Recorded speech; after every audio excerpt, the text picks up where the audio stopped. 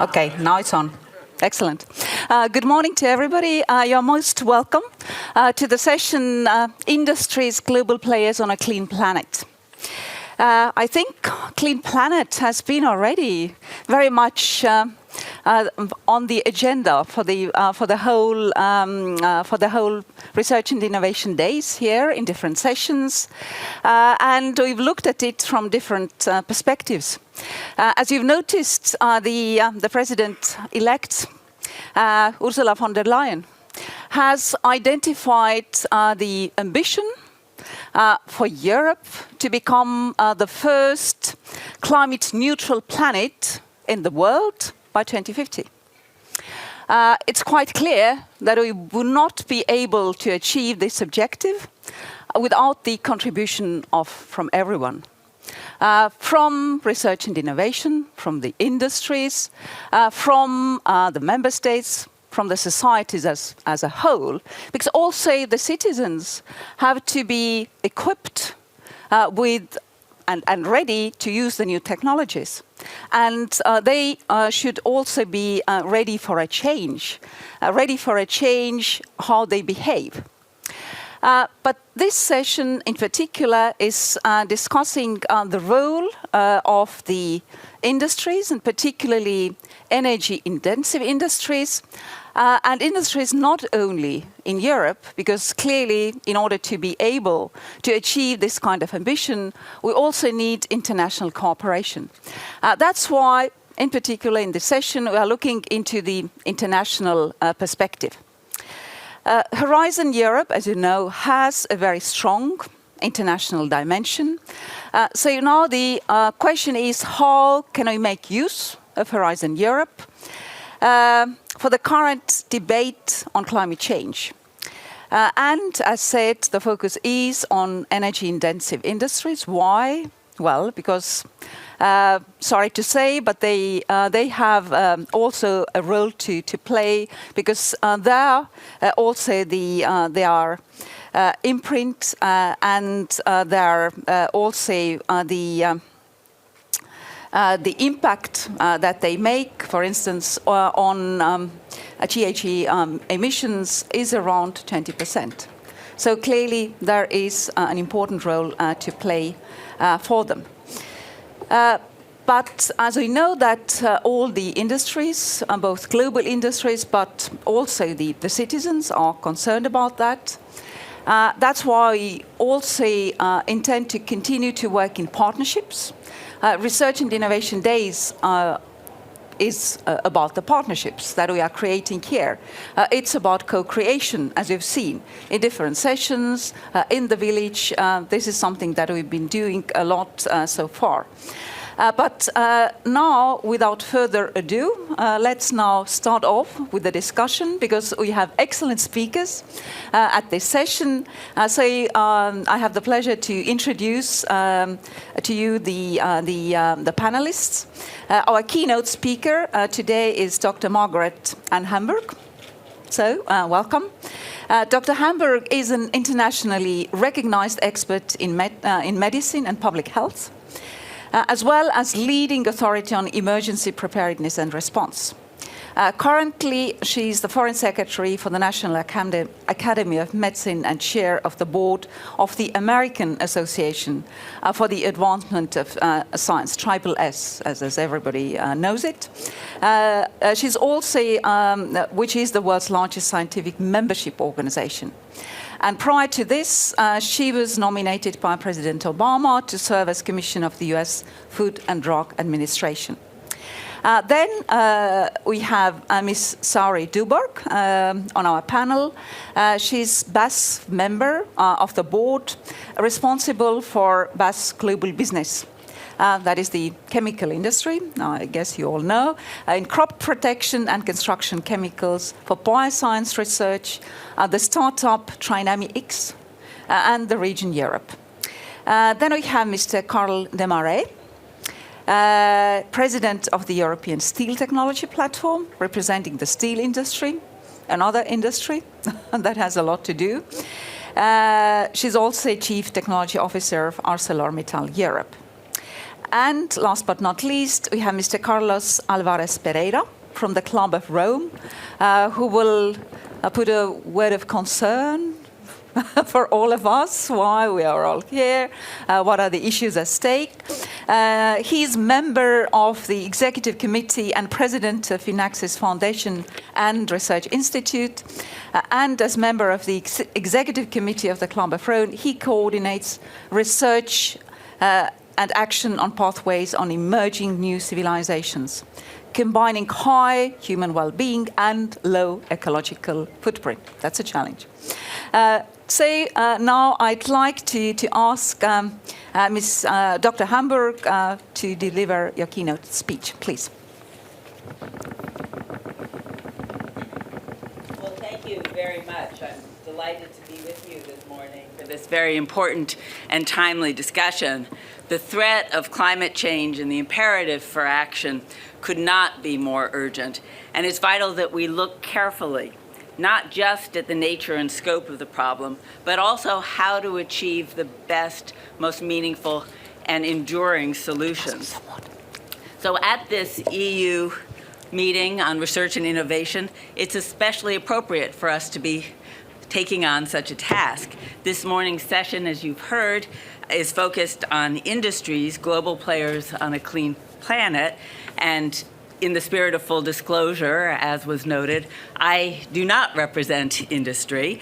I'm feeling a little bit like a fish out of water on this panel. I'm a scientist, a physician, and a public health practitioner, but I have a long history of working at the intersection of government, industry, and civil society to address challenging problems. And there are few problems more important than the one that faces us today with respect to global climate change. And no matter where you come from or what you do, I hope that we all can agree that we will fail at addressing this important challenge if we do not harness the best available scientific understandings and scientific tools. We must embrace the best research and innovation to help us achieve our goals. But success also requires meaningful and effective collaboration. This is a time when we must rise above some of the barriers and silos that sometimes divide us, to work together across disciplines, across sectors, and across borders. So many different activities and entities contribute to the problems of climate change, and their actions and activities must also be part of the solutions. And we need leadership and commitment from all sectors. We all must dedicate ourselves to the tasks and demands before us, not just today, but in an ongoing, sustained, and relentless manner. So in this opening session, I've been asked to focus mainly on the area that I know best, climate change and health, but to use that topic to talk about the threat, but also about how we need to address it and the role that public-private partnerships can and must play. And then we can take on the larger set of concerns and strategies as the rest of this distinguished panel engages on the more industry-focused topic. The threat of climate change and the related concerns of environmental degradation, energy sustainability, and health are hardly new issues. Yet we seem to have reached a new set point of concern, perhaps a true tipping point. Regrettably, while the scientific evidence for the problem before us has been pretty clear for quite a while now, responses have been decidedly uneven and inadequate. Not all countries or sectors have responded to the magnitude and urgency of the problem, with many expressing skepticism or wishful thinking that maybe the problem isn't really so bad. But things are changing, and I think we all feel it.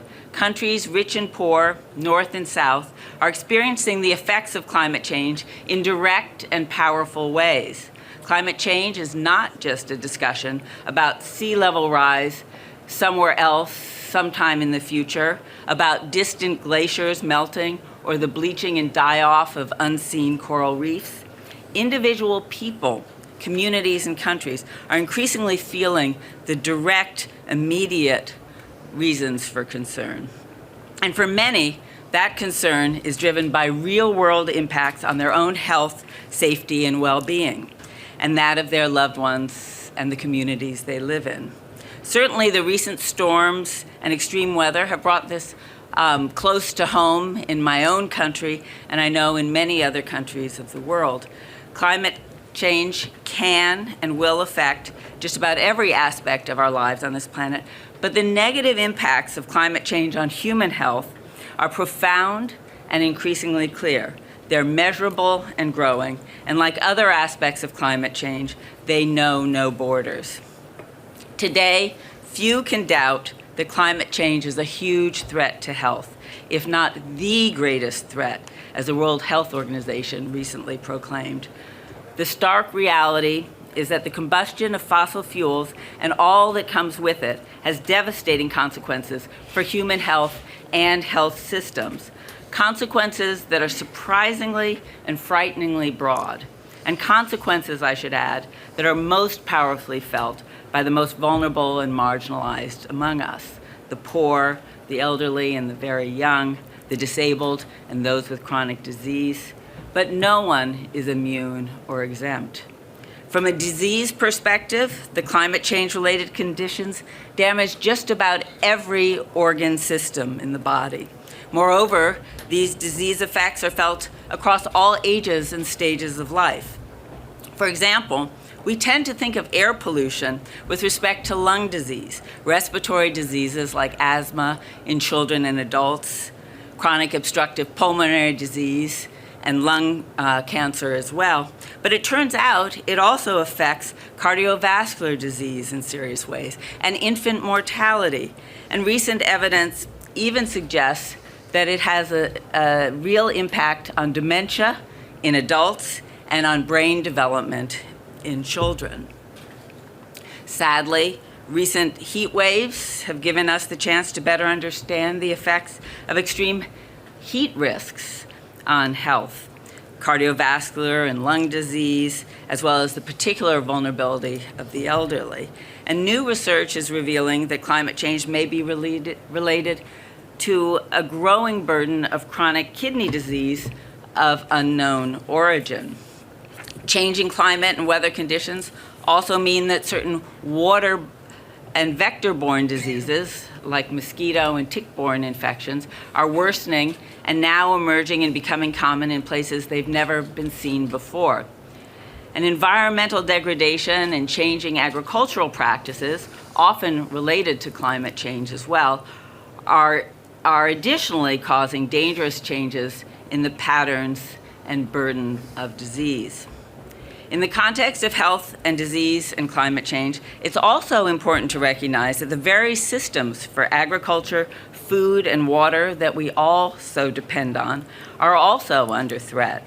Moreover, with the intensification of storms and floods, wildfires, droughts, and other climate-related events, the reality is that we can expect more deaths, diseases, and injuries, as well as displaced persons with marked consequences for health, importantly, including inadequate access to health care, emergency care, routine health care, and special mental health needs.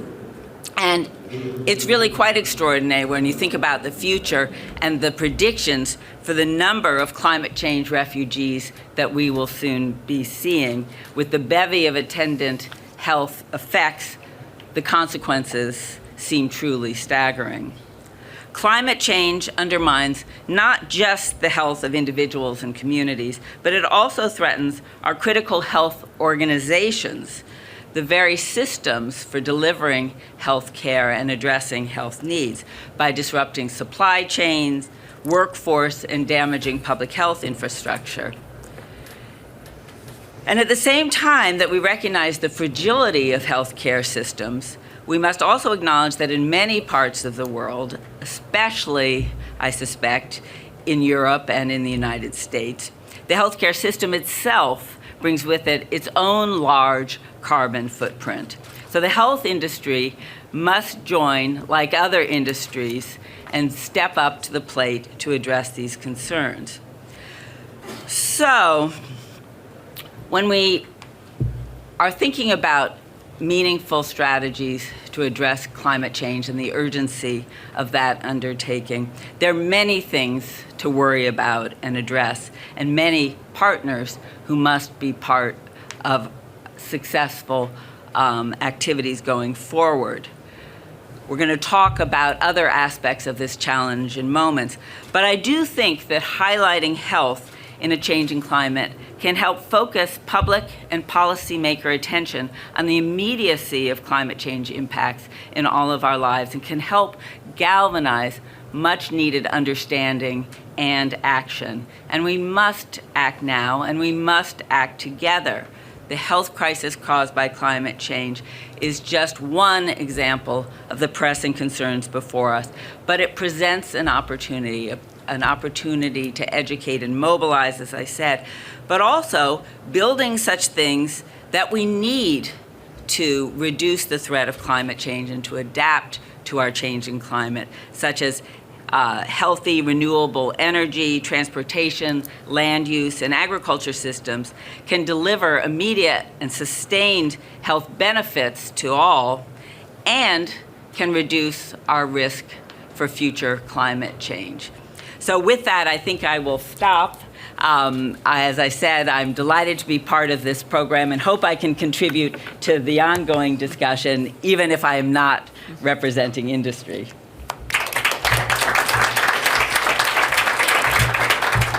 Dr. Hamburg, many, many thanks for your insights from the researcher's perspective. And I think it was really compelling what you were telling, in the sense that clearly health and health risks are something that everybody can relate to, that everybody, all citizens can understand. And this underlines even more so the urgency of the discussion that we are having now. But now, really, we'd like to ask two industry representatives to give their perspectives. So I'd like to give the floor now to Sari Duborg and then Carl Demara for their opening statements. And what I'd like you to do is first to answer the question whether you support the goal of climate neutrality for Europe by 2050, and whether you see partnerships between public side and the industries on research and innovation as instrumental to reach this kind of very challenging objective. So please. So first of all, thank you very much for the invitation and this very interesting also entry speech. And first of all, I think for our industry, it's very clear that climate change is one of the most pressing issues in the society. And our stance to this is very open, proactive, because you asked the question, are we committed to the 2050 carbon neutrality?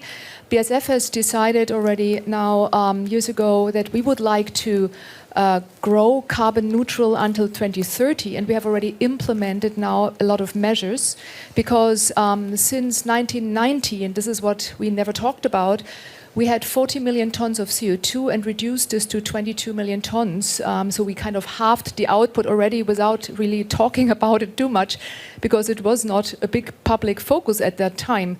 But I would like to bring three elements that are really important, because I see a lot of discussion around this topic, but we need to be very clear on what it takes to advance even from there. And the number one topic is, if you look at the asset structures of our industry, for example, we have reduced a lot of CO2 now by all kinds of measures, but there's also technical limitations coming up right now because the asset structure is simply there. In order to decouple further growth, because population is growing, from further CO2, we need to significantly step up the infrastructure on the renewable grid in Europe. That means we're talking here factor 3. And this is where, if you talk really solutions, We need to really talk about this because we can have all kinds of dreams reducing CO2 if this is not happening. And we are not only talking Europe, we are talking global. What it basically means, just to give the audience a little bit of a feel, why do I say that? We start our products with so-called crackers. And the input factor there, if you can offset via renewables, for example, as an energy grid, 10 base materials are the basic that comes out of such a structure, and they go into 20,000 products. So if we can influence these 10 base chemicals and link it to a better energy grid, this would reduce the emission by 70%. So this is major. This is why number one target for us is carbon neutrality is clearly linked to the energy and the renewable grid, and here we need to really step up the measures if we talk about solutions. Number two, let's go to the product level. I think there's plenty of opportunities for innovation. It goes from lightweight materials in automotive to, battery materials, and this is where I would like to link partnerships. We are very thankful for the good IPCA cooperation, where we as Europeans now started really making a major shift forward. It's very costly technology, it's not easy, and we are really thankful for all the support we get. But this is just the beginning. We will see more innovation pieces. I talked about, for example, the carbon management before. Even on the cracker level, we are doing research right now to fundamentally shift the technology. And this is something, it's not only affecting BASF, it's affecting the whole chemical industry. So here R&D support in terms of financing would be of utmost importance, because only then we can even lower the CO2 again. So this is a major element that the industry needs. And so from a product level, there are multiple layers of innovation that will come up. I see a huge opportunity, and you are right, technology is the key driver. And let me go to the last point. That's the third element, where I think we have to step up our efforts. And when we talk about the next decade, because we all came from the age of globalization, we're entering now the age of smart resource usage that goes across all industries. What we see is this will affect not only business models, but it also will affect frameworks that we get from governments, from the interaction with society. Let me give you one example. Take waste and the way we recycle. Today, we just have a few methods which are excellent in the mechanical recycling, which are registered by the EU. But there's so much waste around the world. And if you want to lower the production output and use these waste streams cleverly, we need to allow all recyclings to be officially allowed. This is not the case today. For example, chemical recycling is one methodology to use household waste and transfer that into oil that then can be reused in the cracker. So this is one of the limitations. If you ask me, I would allow all the recycling methodologies because there's so much waste around the world. Let's just use all of them. Yeah. Plus, what we lack as a framework from governments is, look at just singular countries. How do we collect waste? It's different country by country. It's even different globally. So what we need is a framework how to collect waste and how to allocate waste to the industry. This is fundamentally missing today. So let's not talk about circular if you do not even have the basics in place. So what I'm trying to say, there is much more opportunity.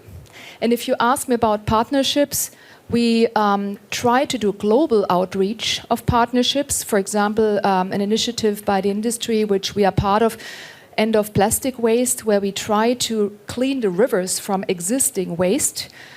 Each company took certain rivers, and we are really working on that. That's an example whereby I think sustainability goes far beyond Europe. Yeah? We have far more topic that we have to talk about.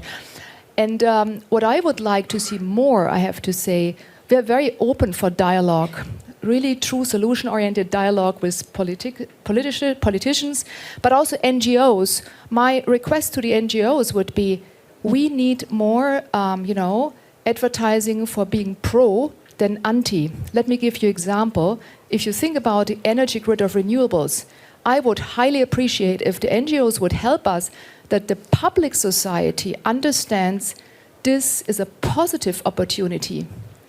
we have a situation by now that in society most of the protests are almost against everything.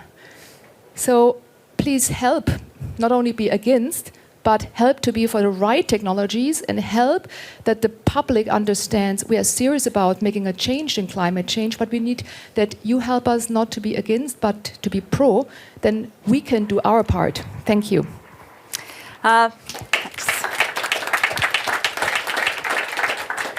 Many thanks, Sari, for underlining very important issues, like the importance of the energy grid, product innovation, smart resource uses, and the waste management, where we're still struggling. Now, perhaps just as you mentioned that civil society tends to be very critical and not taking too many steps themselves. Let me just give you a positive example. Perhaps some of you also participated last weekend in the World Clean Up Day, which is actually an initiative that started in a small country. By accident, I come from this country, which is Estonia, some 8 years ago. And then now it has become really global initiative. This year, more than 160 countries were active. And this really brings the people to take care of their immediate surroundings in order to clean it up, but it also means how to increase awareness. So that if you've done that and if you participated once, then you think twice whether I really drop this plastic bag or where I drop my waste, not in the forest or somewhere beside the highway. So now the next speaker, as said, is Carl Demara. And the same question to you, but now from the perspective of the steel industry. Yeah, thanks. And Sari brought a lot of points where we fully agree. So I will elaborate a little bit different. Indeed, carbon neutrality is key. I think we as steel industry, and I'm speaking both as STEP as well as ArcelorMittal, very clearly European steel industry committed to this carbon neutrality target 2050. All the different companies work together on that point. Where we really could change, I think, the last years the narrative from a zero carbon to a carbon neutrality, which is much more already kind of positive message that carbon as such is not bad. We have to avoid the CO2 emissions. That's what we need to do. And we need to look at carbon more as an opportunity, as we have to look at waste as an opportunity.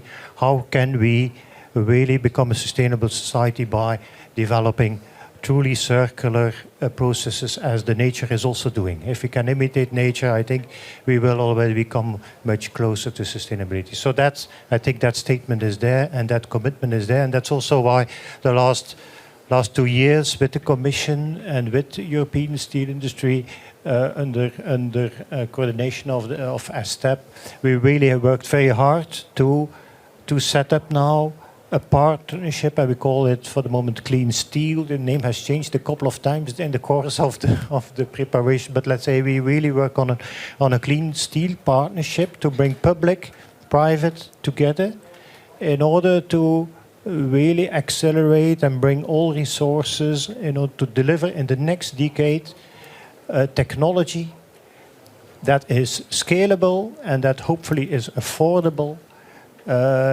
to realize this carbon neutral steel making. And there I am aligned with Sari. Why you can't do that without a partnership is, first of all, technologies is not just research. Technologies is also how to scale it, how to make it profitable so that there is a business case. So that's also is development. So we as an industry, that knowledge has to be shared with the public partners so that policymakers understand under what conditions, what externalities do we now need to include in the business case in order that these technologies can become investable. So I think the role of being together is better understanding what type of policies will be required in order that the technologies can then really be rolled out and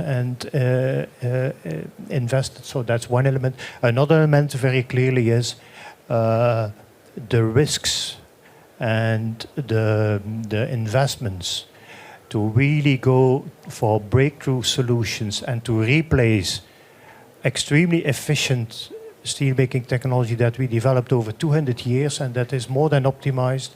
I think the risks in the market to bring that, no private company alone can do that. We need to merge all our resources, all our brains, all our finance, but also we need to share the risks in order that we can effectively demonstrate that.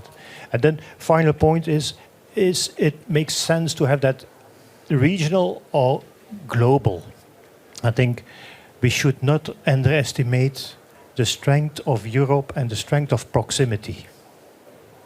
People always think that you can do that just by structuring it in a partnership and that it makes no difference if you are in Japan or in Europe or in USA. I think we should not underestimate how creative people are, how they find new solutions if you bring them together, if they are effectively sharing that. So I see the strength of this European partnership and the Europe Horizon also, that we really bring people together who are closely, who know each other, who have the same, I would say, external constraints.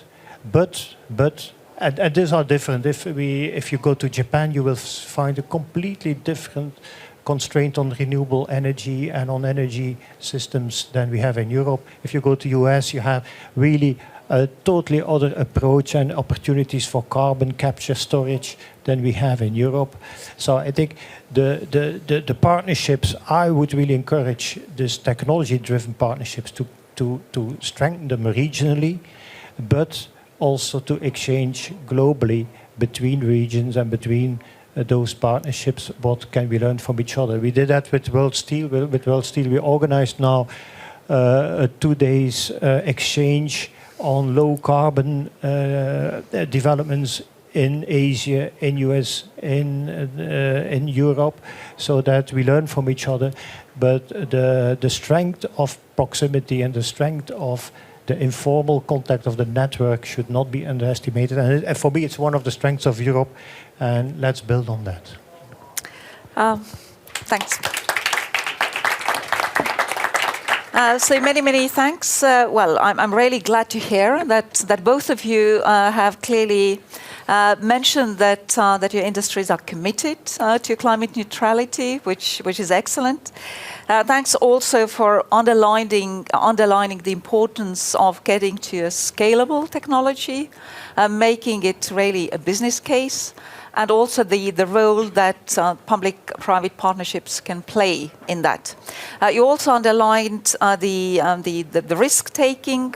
Well, I think European Innovation Council, with its Pathfinder, with new technologies, is also one of the ways to take these risks, and clearly the public-private partnerships are also part of the picture. As we are discussing here, also the international global partnerships. Then you also mentioned the possibilities, but also some limitations, and also the advantages of the European partnerships. But I think this is also the question that I'd like really to discuss a bit more later, the pros and cons for that. But now I'd like to ask the last panelist today, Mr. Carlos Alvarez Pereira, for your opening statement, and particularly what role do you see for stakeholders beyond industry and policymakers? We've already mentioned Asari NGOs, but also foundations and civil society in tackling climate change. Before you start, I'd also like to inform you that in this session we have the possibility for Slido. So if you know how to use it, you can already start to put your questions so we can see them on the screen, and then we're already prepared then for the Q&A. But now, Carlos, please. Yes, thank you. Thank you to everybody for being here. This is a very exciting occasion to discuss complex challenges. So I cannot speak on behalf of all other stakeholders, of all NGOs, civil society, etc. Although I have some ideas on the role of those, I can speak on behalf of what the Club of Rome does, which I think I summarize it in asking better questions. And that's not a minor thing, because the way we formulate the challenges, it determines to a large extent how is the process of learning into changing the situation, solving the challenges in some way. So that's what we have been doing for 50 years. I know we have a little bit the reputation of being the people who bring bad news, because in the scenarios, in the report which made us famous in 72, the Limits to Growth report, most of the scenarios which were computed there, based on the best scientific evidence, because it is what we used and what we use today, as scientific evidence and capacities, most of the scenarios simulated were leading to collapse of human civilizations by mid-century, of 21st century, which is not good news. But some of the scenarios were showing that, well, we can manage to get out of this. So what do we mean by better questions? For instance, it's about the session as the expression clean planet. Well, as you know, we have only one planet. My colleagues of the club who have created the Global Footprint Network are already saying, well, you know, we are consuming the resources of 1.7 planet, while we obviously only have one, and it has to be clean. We don't have one planet to be clean, one planet to protect biodiversity, and another planet to give to people and non-human beings alike the possibility of well-being. We have only one planet for all those challenges. So the challenges are obviously interconnected into something which I call well-being in the biosphere. How do we combine, how do we reconcile, and this is the big challenge, and we haven't a clear pathway to solve that. How do we reconcile the highest human well-being, because we all aspire to well-being, and the health of the biosphere on which our life depends? To a very large extent, this depends in our thinking, on changing the way we think to address that bad word, which is complexity. Complexity is a difficult word which gets people nervous. All the challenges you have described are complex because they are based on interdependencies. You depend so much on other actors, and we all depend on each other to solve our challenges. So, but complexity is understood as many times as an excuse not to do anything. You know, oh, this is complex. We cannot act. And many times it's also recognized. So the challenges are complex, but a second later we want simple solutions. We want simple and linear solutions in 10 easy steps to get to a desirable future. Sorry, this is not possible. A big part of the role of the Club of Rome is thinking beyond the state of the art on how complex living systems, human systems, and societies evolve, and addressing that not by trying to reduce complexity to a few dimensions, but to hold it. And this is just a learning process. So some years after the Limits to Growth report, we published another report titled No Limits to Learning. And that says a lot. What we have to do is to provoke with our questions to create the conditions for people to think in a different way and to engage into mutual learning, which is not easy. It's not a painless path, but this is the only possibility we have. So, for instance, I participate personally. You talked about waste and the importance of waste. I participate personally in a project called SIRI, which is about responsible research and innovation, an official policy of the European Union, but in a deep sense. And in this project, we have stakeholders, a whole ecosystem in Spain, in Catalonia, a whole ecosystem of stakeholders working toward a shared vision of zero waste. And municipalities are engaged, businesses are engaged, and research and innovation actors are engaged, because that's, so I think by the time we are now discussing about the new Horizon Europe program of the European Union for research and innovation. I think all that research and innovation has to be responsible in the deepest sense of the word, which means that it's no longer only the scientists and innovators alone which will be able to address the societal challenges, the complex societal challenges we face. So that's where I see the frontier, which is an untypical one, not a technological one, not only a technological one, not only a social one, not only, so it's all disciplines working together in this process of mutual learning, and with a little bit of chance and a lot of effort. What we will do, we use the expression that we will, from this situation, we will, from emergency, we will get emergence from emergency. And emergence of something new, of something qualitatively new, where we finally succeed to combine well-being and the biosphere from the emergencies we face today. Thank you. Many thanks, Carlos. To these thoughts, and you actually did reply also, because you gave a very nice example how actually different stakeholders have come together for this zero waste objective in Spain, which is actually a very good example. Now, before getting to the questions, I already have a few from the audience by Slido.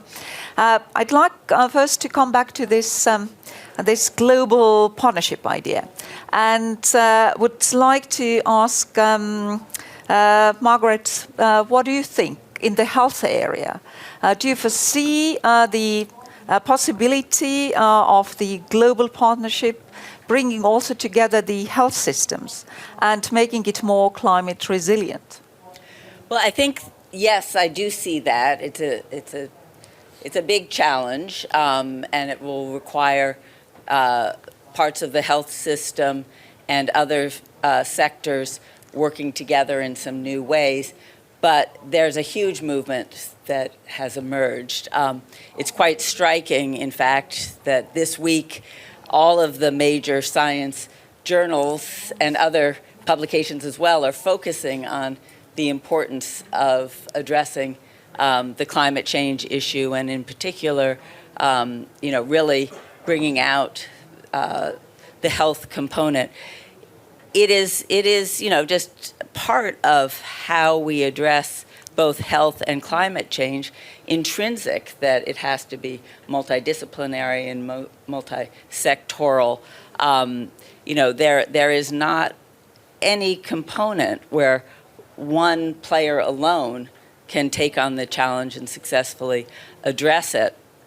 And I think, in the area that I used to work in quite intensively of developing new medical products and ensuring the safety and security of the food supply when I was Commissioner of Health or Commissioner of the Food and Drug Administration, or previously Commissioner of Health in New York City, but Commissioner of the Food and Drug Administration, it was government and industry, the public and policy makers all really identifying a critical set of goals and needs, mapping out the agenda for action, what needed to change and how, and who was responsible for what.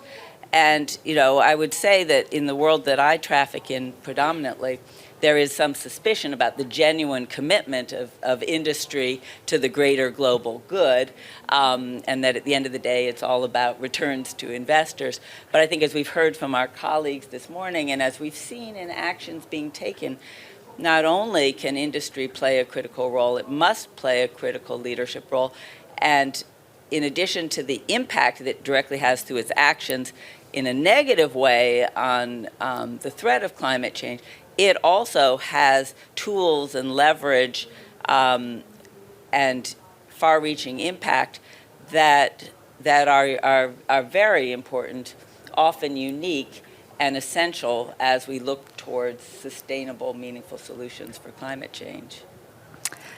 Many thanks. Now we have a couple of questions for the industry representatives. Namely, well, as you both said, that your industries are committed to this objective, but now the question is more specifically, how do you also see some risks, particularly replacing fossil fuels? I think you already underlined the importance of different technologies and also the different solutions, but perhaps you can say a few more words on that. Sarah? Yeah, maybe to link a little bit your question on global outreach of partnerships plus the risks and the challenges, let me give you a few examples where I see still opportunity fields. If you just watch the very local discussion partially on CO2 pricing as one example, this is for me a typical case where, our market is not just Europe or Germany, it's the world. And if we are serious about moving a whole industry towards a much more efficient economy, I think what would help tremendously that partnerships on trade could be used to embed a common or more common understanding of CO2 pricing, for example. What do I mean by this? We have by now the challenge that in the G20 circle, it's probably difficult to implement that because not everyone has the same view. However, for example, the European Commission has done a tremendously good job in starting the trade agreements with all kinds of nations. And I think it's important to go beyond Europe because currently we perceive it's a little bit too local how we discuss. We have to go far beyond to have a framework that we can really operate in. So that's one. Second, if you think about circular economy, for example, a lot of these issues are interconnected among various players along the value chain. So there are the collectors, you mentioned the project, right, of waste, it's the industry, end. And I think this is cross-sectorial. And here is a tremendous opportunity to innovate across the value chain, jointly in partnerships, but also to get the framework in place. Yeah? And I think it's a beautiful example whereby lots of topics come together and we need more dialogue. Yeah? The thing that worries me most is that we live increasingly in a society where science-based news is very slow and emotional news travels fast. And this is, for me, one of the most challenging parts today, that science doesn't get through to the public society. And I wonder, how can we build a future society if it's not clear anymore what's true and what's not true? So this is one of the biggest challenges we have. And this is why I'm saying we need a new level of a dialogue among all stakeholders that is clearly solution-oriented rather than, dividing us. Because we don't have much time to lose. And we are very serious about making an impact. Okay. Well, thanks a lot. Also underlining really the fact that all industries are global, basically, and that's why we also need to have the global approaches.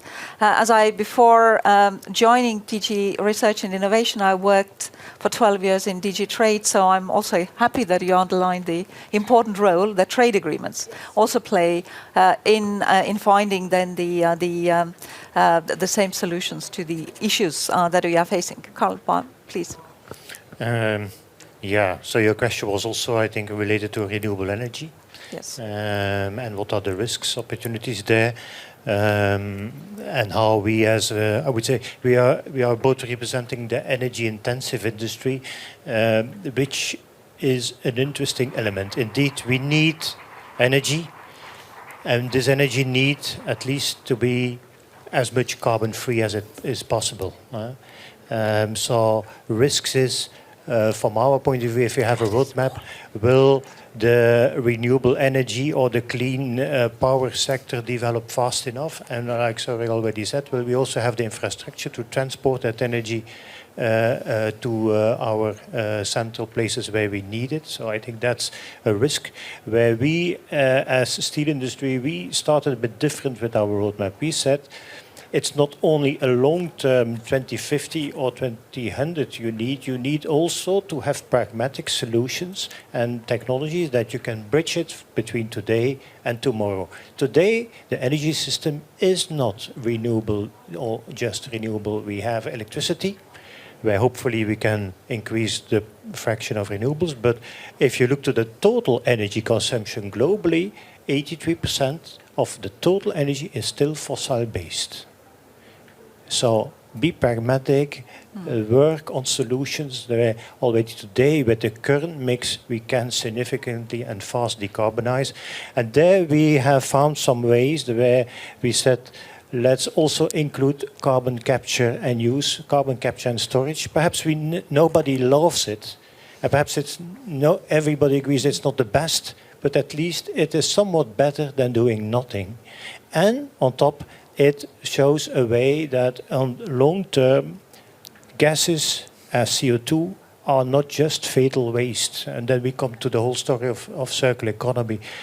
Technology is now evolving to reactivate CO2 in an efficient way. If you can reactivate the CO2 into a carbon and an oxygen, then suddenly you have a huge stock feed for chemicals, for steel. And you could say the same is true for all solid waste. The solid waste is a huge source of carbon and a huge source of hydrogen. The biggest hydrogen source you can tap in the world is all the plastic waste.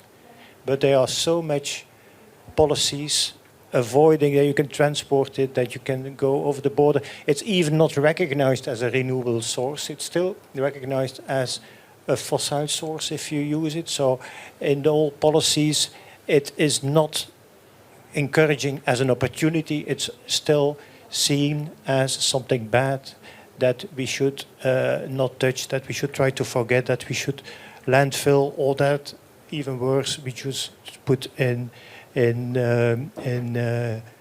the oceans. So, and then I come to the health. I think the biggest impact on health you see today, from my point of view, is the whole food circle. Whole food circle is at risk due to all the waste. We have the nitrogen waste, which is impacting, and the phosphate, which is impacting the agriculture. We have the plastics, which is impacting the basic fish, which is a food for the rest of the animals, which is then the proteins that we as humans are eating. So you see a huge impact on the food chain. And I think there we have an opportunity to as an industry, to come with the global solutions, large scale, because we are large scale. That's an opportunity where we can also bring the solutions to to the people, to all our stakeholders around. What we still miss is an understanding that on the long term, if we want to have a sustainable economy and a good welfare, we need sustainable industries. Makes no sense to just penalize them and shift them away. No, we need them. We need to develop them. We need probably more sustainable industries than today. In the future, if we are with 9 billion people, and there I see an opportunity. But the biggest hurdle until now is that the public, general public, is absolutely not understanding. It's probably too complex. It's a very easy story to say, let's just put a windmill and everything is solved. No, it's much more complex, and I think how NGOs, how foundations, how partnerships can help to bring this to the young guys, to everybody in the streets. I think that's really a challenge. Okay, thanks a lot. There were a lot of things that you mentioned. Clearly, coming back to the issue that there are no easy solutions. The issues are complex, but it doesn't mean that we shouldn't act. We should act. We should need to put our act together to do that globally. And I think that one of the ways will be also via the missions. You wanted to say something in addition? Yeah, let me be a bit more provocative and precise when I said the most practical thing you said, we have to be pragmatic, I fully agree, but the most practical thing we can do is to change the way we think. Yeah. And getting out of elements which are stopping us from evolving and which we are stuck. Let me be provocative. So the threats we are facing are well identified since a long time, not only by the Club of Rome, by many others. So and we are stuck because we are still thinking about the solutions in the same piecemeal, siloed way and trying not to get out too much of business as usual. So, but business as usual will lead us, the scenario of business as usual will lead us into collapse. And we have to look at the double binds we have, which one of them is, so in your cases, you are big global industries, so you are obliged to work in a global scene and compete in a global scene. That's something we take for granted. But in many ways, that is contradictory. So if you want at the same time to address the challenges we are talking about, you can do a little bit, but not so much, because global competition is there. So you mentioned renewable energy. I fully agree with you. We should be investing, my colleagues in the club, and we have launched a climate emergency plan and now a planetary emergency plan where we say the order of magnitude of investments in renewables should be 5 to at least 3, but probably up to 8 times what we are investing if we want to get it. And this forces us to get out of the business as usual thinking and the siloed perspective that we don't, so we take care of climate change here, but we don't connect that, and it is obviously connected with global competition and the rules of global competition. Yeah. Can I directly? Very briefly. Yeah? Yes, please. You get me heated up, which is good because that's his role. First of all, I think industry can do more than you think. Yeah? And maybe I would like to change the perspective also of the Club of Rome. First of all, we are very active, for example, pushing this carbon management globally. And let me give you 2 concrete examples. For example, when we invest in China, we don't do this based on coal anymore. We were very clear to the government. Yeah? Same for India. When we invested there, we kind of had to change a law because it was not allowed to invest without coal. So we went to the government there, and they really changed the law so that now we can do it based on solar. But I also want to respond, it's not only renewable energy. We need hydrogen, as my colleague mentioned. We need to look at different technologies. And by the way, gas as an input factor is not the worst input source at all, because we looked at 4 different ways of how to save CO2. The best clearly is avoidance, number 1. And then you need, as a second option, an input factor that is already as rich that you don't need so much CO2 to get to the production level that you need. So this is why we are very open for different technologies, and we are really trying to spread that out globally. It's very hard if you are the only one, and that's what you are saying basically, and the rest of the competition, because of different frameworks, doesn't do that. However, leadership is about starting, and we see an opportunity for innovation. And now let me come to your comment on we are stuck, and it's linked to what you said on the business case. I think one of the key fundamentals that will be necessary for change is that we do not only think about regulation, we need to change the incentive, how we steer business in future. And what I'm talking about is, today we are just steered for profit optimization in the P&L. But we are entering a time of resource efficiency. So we need a P&L grid that also shows the value contribution towards society and environment. Why do I say that? Look at the automotive industry, for example. With e-mobility coming up, there's clearly a different kind of profitability expectation, which might be not as great as in the past. If this doesn't come with an option to show the environmental contribution monetarized, there is no incentive. Yeah? It's regulatory incentive maybe and consumer incentive, but what we need to change is our view, how we derive value in an industry. And we are working on this with various partners to change that perception of how we steer business. So the age of resource management needs also a different way of company steering that includes societal impact monetarized as well as environmental impact monetarized. And for that, we need a common standard. Because right now, every company is doing something different. And if I look at the investment industry, the criteria, what is sustainable and what is not, is totally unclear. Okay, now we are we're already beyond the planned time. I've been informed that actually we can go a bit beyond if there are still a couple of questions from the floor. But Margaret, unfortunately, has a commitment. So a big applause to you before you leave, and then perhaps we can still take a couple of questions. Okay. Is there anyone who would like to put a question? Yes, we have the mic. Thank you. Voilà, thank you. Simon Pickard from Science Business. I guess you saw the Accenture UN Global Compact CEO study that came out at the beginning of the week. Mr. Brudenmüller contributed to this.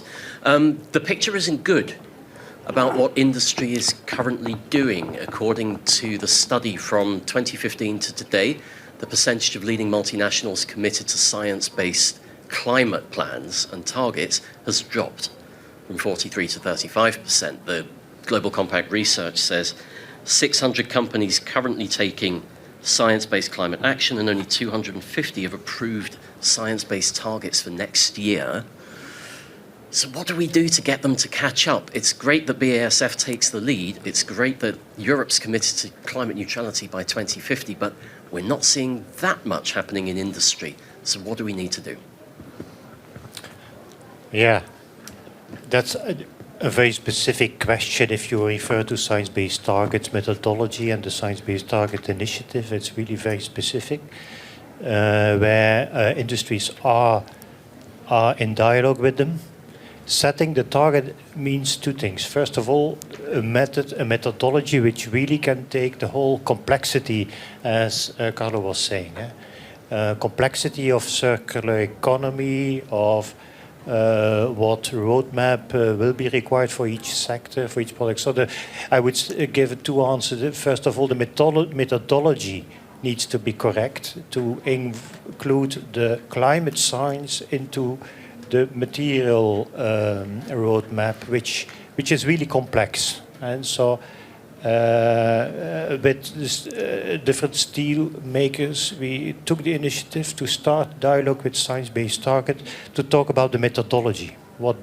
How can we bring our knowledge on our sector, on our processes, on our circular economy group? Because don't forget, steel is already for 1/3 based on recycled scrap, and only 2/3 is still based on primary resources. So we are the example of a circular economy which needs to be embedded into the science-based target methodology. So we are fully online on there. So you can't set a target on the science if the science is not yet appropriately developed. So I think that's one a key element for the material industries. A second element is also, don't expect that a company alone can set a committed target for 2030 or 2050, where the outcome is the result of common work. So it's not just what we as a company can do, it's also what the policy framework will deliver. It's also what the renewable energy will deliver. It's really a common result. And therefore, I'm really against all that discussion on target setting. Sorry, but target setting, look to Europe, we have a target, then we try to split it on a member state level, then we start to split it in Belgium onto a regional level. This is just counterproductive. You are not creating synergies by thinking that having a target on one specific sector, one specific company, one specific region will ever be productive. You are just avoiding and blocking all synergy, in fact. So the last discussion we now have currently is on CO2 reuse. If we capture the CO2 in our plant in Belgium, and we can bring that to a chemical plant in the Netherlands, which is 10 kilometers from each other, we have a huge policy barrier which makes you can't transport CO2 over a member state, from one member state to another member state. So just to say that the result, the end result where people want that we commit to is not just the responsibility of a company alone only, it is really result of partnerships and working together. And therefore, sorry to say, target setting has never helped to do that. Okay, thanks. I'm afraid you have to conclude now. Very well, if in 2 sentences, if you can add. Wow.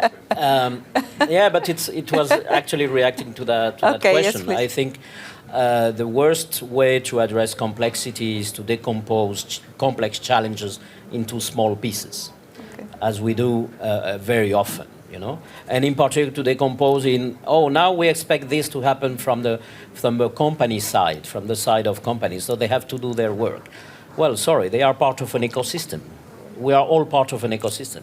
If we change our expectations, as we are, of course, the expectations we have about what companies do, let's change together the logic, the operating logic, so that they can change their operating logic. So it's not they have to do this and the rest of us, we do other things. No, it's connected. Okay, I think, well, it was actually a good conclusion in the sense that we are actually getting to the importance of the partnerships, of putting our act together with all together.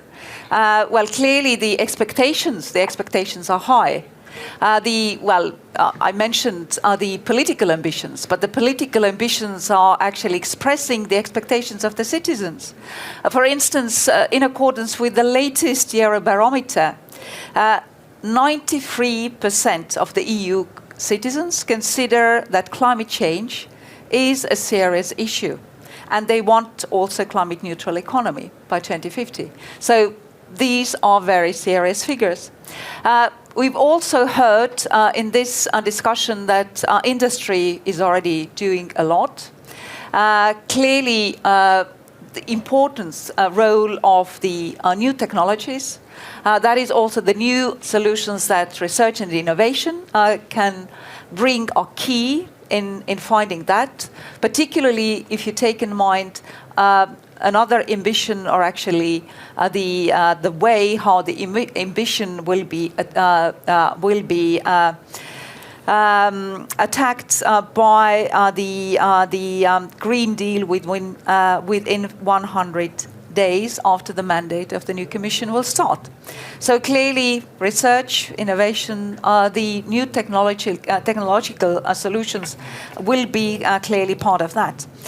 We already have several partnerships with industry, public-private partnerships. Now, in this session, we also got to the point that actually we need to also go beyond the borders, to look for the more global approaches.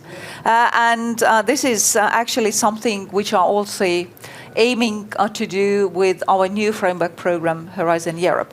So thanks a lot for all the speakers. Also, thanks to the audience for your questions and active participations. I hope that you got some ideas to take home and actually to start acting yourself as well. So thank you very much. Thank you.